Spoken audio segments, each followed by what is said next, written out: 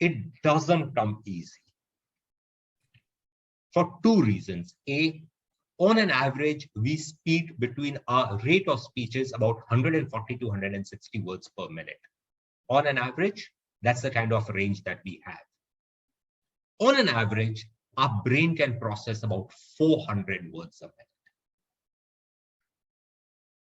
So you're speaking at about 150 words a minute, and your brain is processing about 400 words a minute.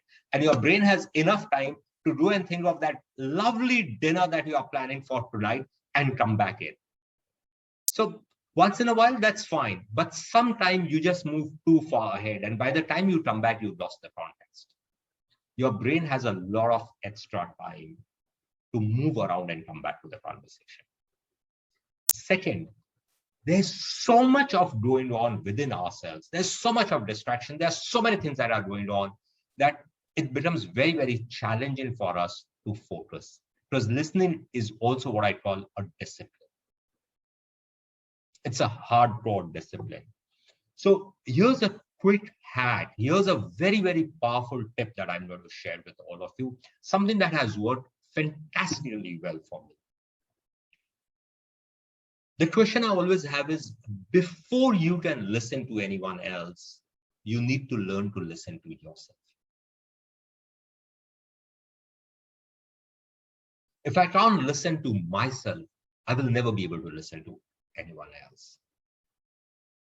What works for me is, let's say before this masterclass, before a training session, before a coaching session, before an important meeting, I will take a few minutes off and just ask myself, what's actually going on within my mind? What is my brain telling me? What's my mind telling me? What is it that's going on? So like when I sat down for a few minutes at about 10:45 before the session was to begin, some of the things that I listened to myself was, I was excited. I was also anxious, which I always am before a session. I was also looking forward to it, but there were a couple of other things that I have lined up for the day and my mind was racing for them. And I knew with all of these playing on in the background, I'll never be able to do a good job of listening to them. Would you agree with me there? And therefore, I had to tell myself, okay, these are the things I'm telling myself. I choose to pause them. If need be, I'll write them down on a piece of paper for the next about hour and a half, listen here and go back to myself. So Satya's point, can pause help? Yes.